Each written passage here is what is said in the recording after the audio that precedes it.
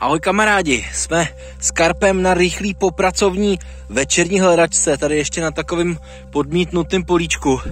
Karp už tamhle se svým novým mantikorem mává a já doufám, že oba najdeme aspoň nějaký zajímavý drobnosti.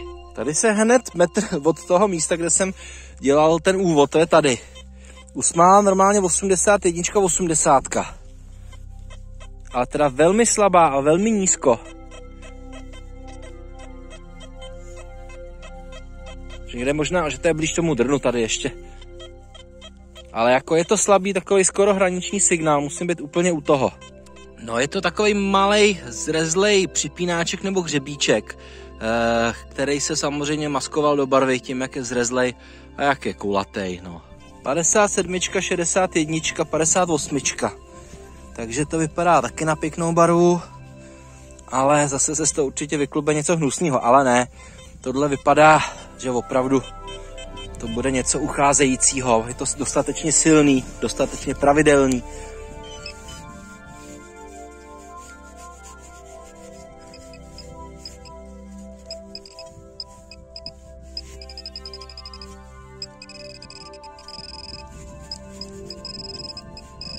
Jde tady. Je to takovejhle ohavnej plíšek, ale to je tím, že jsme ještě blízko cesty, takže já půjdu spíš dál, tamhle takhle k té tmavý čáři, vidíte to, jo? Tam byla dřív cesta stará, tak se tam vydám. Tady úplně šílená 91, 90. Někde tady to bude, protože... Co? Jasně, super.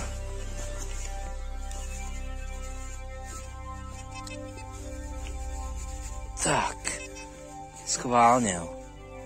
Takže to mám vykopaný už. No jasně. Tak se ukaž. Kde pak tě máme, hele. Ty jo. Tak to bude taková záhada. Že to nechytám teďka. Možná to bude někde úplně jinde. Možná je to na té lopatce. Tak, schválně teda. Tak v lopatce to nebylo, ale spadlo to asi tady. A tady jsem to neprohledával, jo. Ale je to takovejhle štítek, hliníkovej asi, přeložený vejpůl. Tak to vůbec nechápu, co by mohlo být. Jsme na cestě a tady je 89, 88. Úplně krásný signál.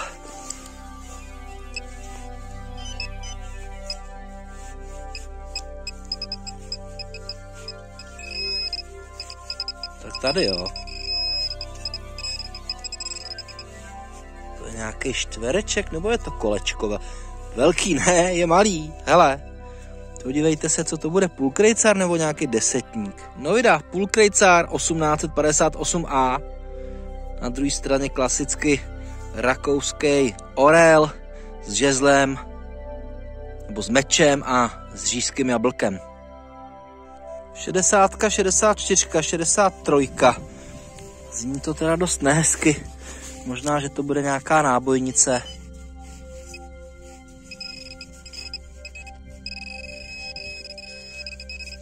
Nějaký zmuchlaný plech, no. Zmuchlaný hliník. Tubička asi nějaká. 80, 79.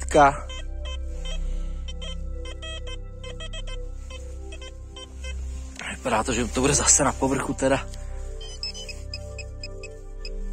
A kde to je nejblíž?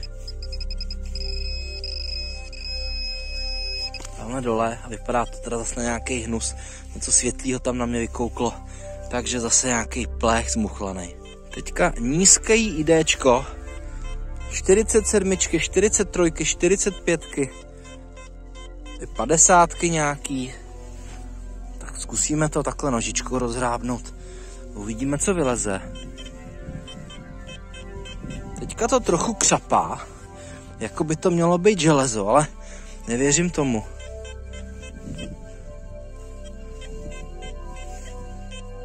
Nechci tomu věřit, ale jdu to vykopat. Asi lopatou, no, to bude hlouběji. No, už to vidím, je to klasický nepřítel železný a to je kolečko, že jo, protože to dává relativně stabilní a relativně pěkný IDčko a signál. 84. 85. Velmi stabilní. IDčko. Ale tohleto pole. Tady u té cesty starý. Jako jo, měli jsme tady docela brzo, že jo, minci. Jo, to byl kolikátý, druhý, třetí signál. Ale knoflík to je. Ale jinak teda žádná sláva, že jo. Tohle vypadá, že by mohl být i kropenáč normálně. Jo, má ten lem tak udělaný ten okraj. Takže je to knoflík z druhé světové války z uniformy. 87, 86. No musím říct, že oproti té minulé lokalitě, oproti zlatému drátu, je to tady samá barva. Ale jakoby ne úplně hezká. Tam totiž ty barvy už jsme prostě s Karpaťanem vyzbírali, že jo. A tady se to prostě ještě válí. Ale chtělo by to nějaký archeo. Nebo mincičky, že jo. No to je nějaký zase drát. Nějaká takováhle dutá tyčka. Ne, není dutá. Ono to je totiž klasicky, samozřejmě, když se na to podíváte na ten konec, tak pochopíte, že to je z lžíce, nebo že to je z vidličky. 88, 89.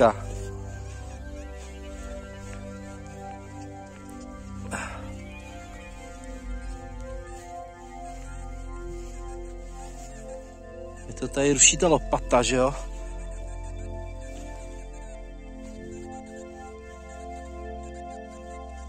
Tak jo.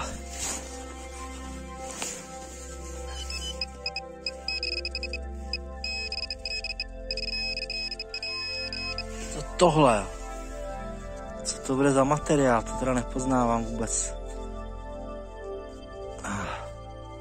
Asi nějaký olovo, ale už tvrdý, takže starší. Jo, asi nějaká kule rozmázlá. Já jsem si tady položil bágl a půjdu se podívat s detektorem takhle tamhle dál. No, teď mi tady lítaly 68. Podívejte se, je to arzen bronzový knoflíček zase s vykorodovaným tím spotkem. Ale viděli jste sami, v létě se mi dařilo víc a dokonce jsem se tam s váma i rozloučil, takže já se s váma taky loučím, moje starší já se taky loučí, o rok starší, skoro o půl roku, takže se mějte krásně, ahoj, ať vám to pípá. Tohle byla lokalita, kde jsou i halštatský nálezy, i bronzácký nálezy, i laténský nálezy a taky středověk, protože tady jsem našel i ten parvus Karla IV.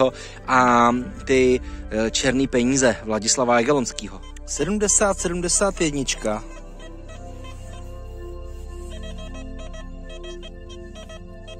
Takhle je to dvojitý signál, jo. Že je to něco na povrchu, nebo je to mince na štorc?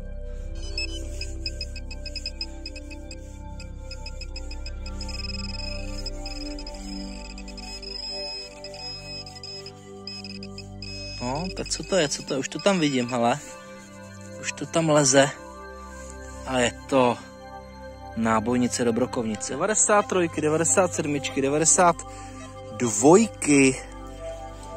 Takže tohle bude, doufám, aspoň nějaký měďáček, jo. 94, 93, 95.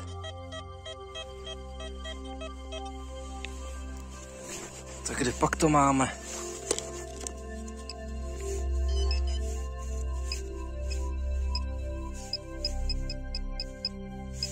No to bude docela hluboko, tyjo.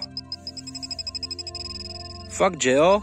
Už jsem to vyšťoural, je to kolečko a podle mě to bude, když to byly nějaký 90, to bude nějaký jednokrejcar, že jo, klasický, obyčejnej. Co myslíte? No a vy to tady nevidíte, je to datum 1859 Ačko, ražba. Normální jednokrejcár, klasika s zase orlem, jabkem, mečem. Takže je to vlastně dvakrát tolik toho, co jsme našli na začátku toho dnešního videa. 53, jo. Už se skoro stmívá. A tady i 51. A já si říkám, jestli to nebude tohleto olůvko, nebo to je kamínek asi spíš. Doufám, takže doufám, že máme šanci furt na nějaký stříbrňák vysněnej. To by byl můj první letošní a je to nějaký knofl podle mě. Jo, takže knoflíků je dneska habaděj. 87, 86. Jsem sám zvědavý, protože je to celkem vysoký a myslím si, že by to mohlo být nějaký. Hele, takže jsem to hodil sem. Že to bude nějaký jako obal, jo, nějaký alobal. Nic hezkýho. Ale třeba to bude knoflík po 156. Teď jsem si to někam odkop.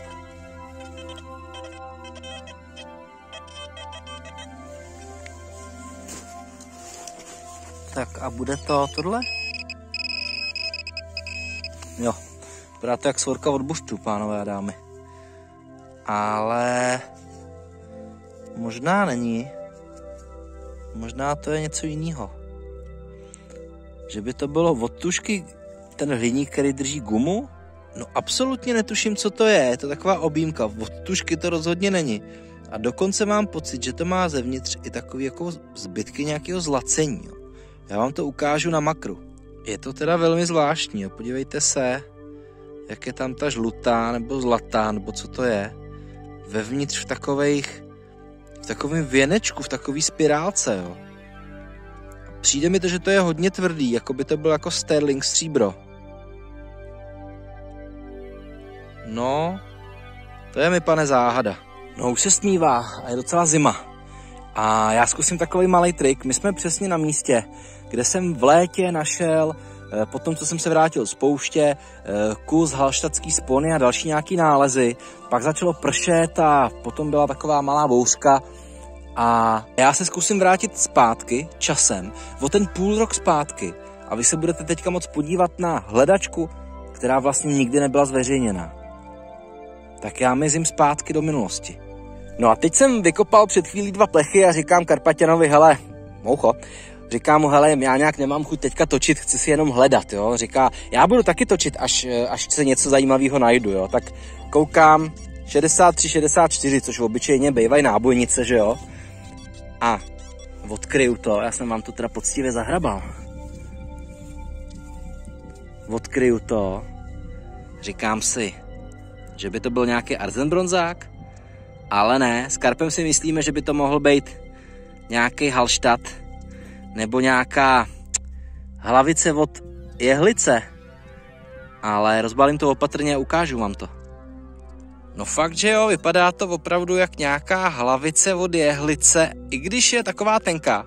Tady vidíme utržený ten drátek nebo jehlici. Samozřejmě může to být jako knoflík, jo, ale ta patina, ta barva a i jak jsou udělané ty kroužky, myslím, že u knoflíku by to vypadalo líp, nějakého moderního. Nebo nějaká spona, jo, že třeba tady mohl být ještě taky drátek. No, každopádně už jsem to poslal archeologovi a uvidíme, co nám napíše. 82, 83. Předtím zase bylo pár takových plechů. Dneska chci točit nějaký hezčí signály spíš.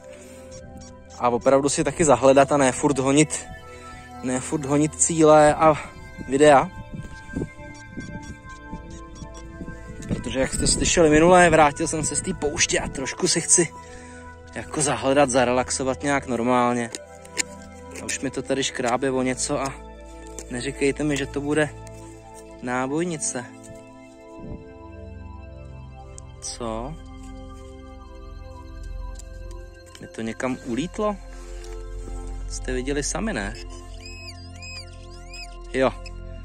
Je to nějaký plech zase. 48. Už jsem do toho dloubil, do té díry, ale opravdu netuším, co by to mohlo být. Buď to bude nějaký plíšek. Co je tohle? Vidíte to? To bylo nějaký... Co to je? Co to je? A proč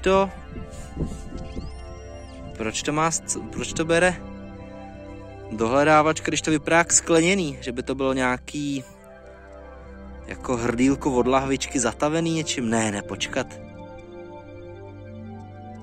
To je divný. Tak jsem nad tím teda teďka koumal, jo. Podívejte se, jak je to takový opalizovaný sklo, zvláštní materiál. Tady prostě z nějakého kovu, tady drátek, tady jednička. A uvědomil jsem si, že to je nejspíš spodek od žárovky, že jo. Jo, ten kontakt spodní, když to zašroubujete. A ten drátek vede pak do té spirály, že jo. Docela mi to dalo zabrat, teda hlavolam. Jo, prazvláštní, opravdu materiál, takový duhovej. Jenže ono v té díře je toho víc. To bude samozřejmě zbytek té objímky od té žárovky, že jo. Ale chci ho vidět. No a jako na potvoru to vůbec není ono, to je úplně něco jiného. Je to asi z nějakého stejného fleku s nějakým odpadem, bordelem, no. Ale tohle, že jo, ta žárovka by měla, ta objímka té žárovky by měla samozřejmě závit, že jo. Tady velmi nízký IDčko. A je to takovýhle zlomek jako nějaký část nějakého kroužku. Dokonce tady je vidět taková čárka, která asi vede po celý té dílce, akorát kvůli korozi to není vidět. Je to jakoby trošku hranatý, má to takový hranky. Takže profilovaný kroužek, jo. Na ramek to asi nebude, to by bylo moc tenký, ale zaměřím to. 88. V minulém videu jste viděli těch 88čkových signálů celkem dost. A tak nějak víme, že to často bývají víčka, že jo, a takový různý hliníky, který bývají právě ještě navíc takhle hluboko, jo. Samozřejmě to můžou být normálně jezdský cíle, ale tím, jak to řve a má to tu stabilní 880, tak tomu nedávám velký naděje, takže nějaká plechovka, nějaký víčko. A tady vidíte přesně, jak výjimka potvrzuje pravidlo, protože to není nic z toho, co jsem říkal. Není to ani víčko, ani plechovka, ale je to knoflík. Včera v tom minulém videu jsem jich tady našel taky už několik a taky jim nechybělo ouško nebo očko a tomuhle to taky nechybí. Není to arzen bronzák, myslím si, že to je nějaký bronzovo-měděnej spíš knoflík. Prostě do zelena, jo.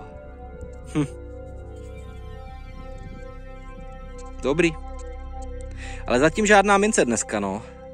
Ale tak kolikátý to je signál, co točím? 5. 4. 68, 67.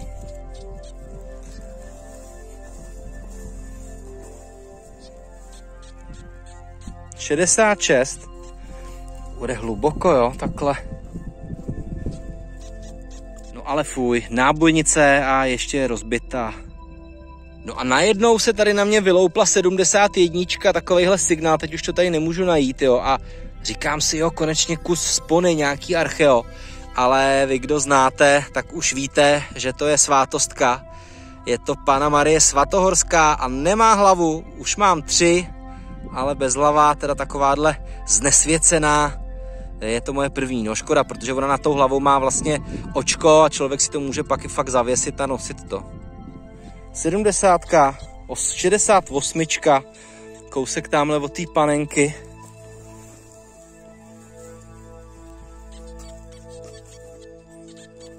Furt to tam je.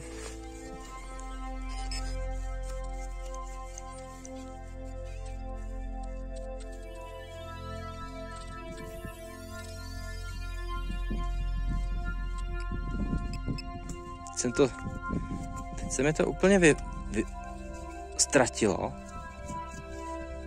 Jako bych to vyhodil. Tak tady. Tak jo. Co pak to bude? Bude nábojnice, ne? Teď už konečně. Nějaká pořádná. No tohle je teda záhada. Jakoby vypadá to na první pohled složitě, vypadá to jak trilobit měděnej. Ale bude to něco moderního, bude to nějaká oděvní aplikace nebo nějaký nábytkový kování. Já vám to opráším a uvidíte. Tak tady je to v celé své kráse. Vidíte, že uprostřed nebylo kolečko, ale čtvereček. Jak kdyby to mělo být u nějaký kličky, u nějakého táhla fakt kování kolem jako něčeho třeba na šuplíku nebo na nábytku. Z oděvu to asi nejspíš nebude. Jo, je to velmi tenký plíšek, takhle vytepaný, vylisovaný. Ten motiv, co tam je, to jsou asi nějaký snopy možná, jo, nebo nějaký možná papyrus, by to, nebo nějaký rákos. Papyrus, vypadá to trošku jako vlastně egyptský motivy, takže by to mohla být nějaká secese třeba, jo. Nebo nějaký empír, nevím. To už hádám. Napište mi do komentářů, kdo se vyznáte v těch slozích uměleckých, do čeho by to mohlo sedět. Díky. Opět, když jsem viděl, jak to leze z hlíny, tak jsem se chtěl radovat, že to bude nějaká spona a ona je to lžička. Je tady nějaká značka, ale nepřečtu to. Mark něco, nevím. Nerad bych hádal. No něco se sem žene. Aspoň není úplný vedro. A je otázka, kdy nás to tady s karpem spláchne.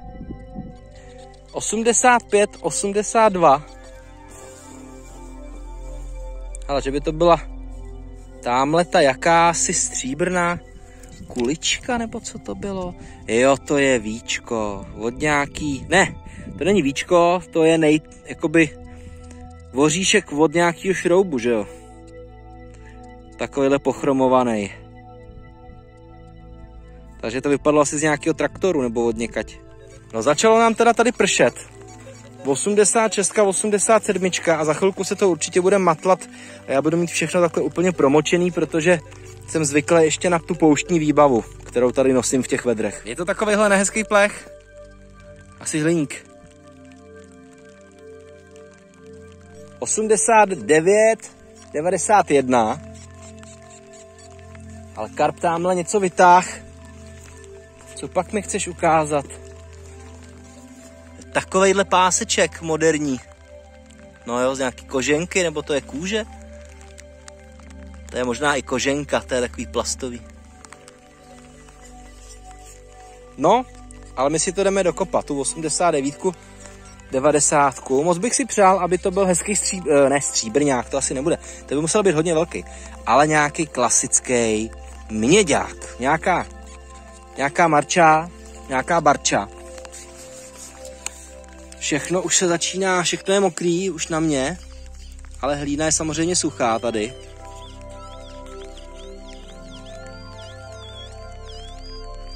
No, tak to jsem trošku byl optimista. Je to zase zbytek nějaký plechovky či čeho. Žádný měďák se nekoná. Karp mě celý udivený volá, co to našel. A já mu říkám, já to mám taky. Takže tady to vidíte, jak to vypadalo vlastně celý. Skutečně, jak jsem říkal, jo, bylo to kruhový, uprostřed byl čtvercovej takovejhle zářez, čili fakt to mohlo být z nějakého šuplíku, nějaký kování. Je tam asi motiv prostě papíru, jo, takže nějaká, jak jsem říkal, já myslím, že to bude secese. Tady mi zase lítaly 90, 89 a je to desetník socialistický z roku 1986. 93 ubrčená, upršená. 92. Dost uřvaná teda, jo, takže klíďo píďo to může být zase plechoun. A jenom jsem to takhle vykopl lopatou a vydrolilo se to, jak je to velký. Plech to není. A buď je to velká, je to velmi tlustá mince. Podívejte se na to. A mohl by to být asi 4krejcar po roce 1860. Je to velký kus, velmi tlustý, fakt, že jo, hele. To je super. To je koláč, tyjo. Začínám trochu pochybovat o tom, jestli to je vůbec mince, jestli to prostě není nějaký měděný kolečko. Ale zase tady na té straně mi přijde, že tam vidím jakoby detaily toho rakousko-uherského orla, ale ještě to zkusím počistit, no, a když tam bude něco vidět, tak vám to ukážu. Ale jo, teď je to trochu poznat, tady dole vidíte, jak se leskne ocas toho orla. Je tady vidět ta noha, co drží to říšský jablko. A tady nahoře se mi dokonce odhalila i ta 4, je tady trošku vidět.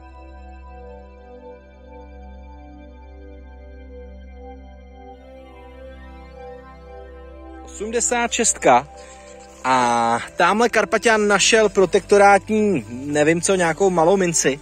A já si myslím, že tohle by mohla být klidně protektorátní koruna, podle toho, jak je to hnusný. Jo, je tam ta 1, ta je úplně jasná. A já jsem úplně promočený, úplně, protože mám, jak jsem říkal, mám ty pouštní hadry, které jsou úplně tenký, že jo, úplně a teď jsem úplně mokrej. Deus je v pohodě, že jo, ten je vodotěsnej, ale Ještě, že mám v autě na převlečení něco.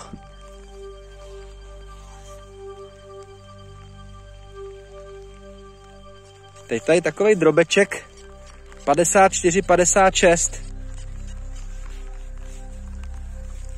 Z krchlabice vozívají nějaký pazvuky, je tam nějaká veselka nebo něco, možná to slyšíte.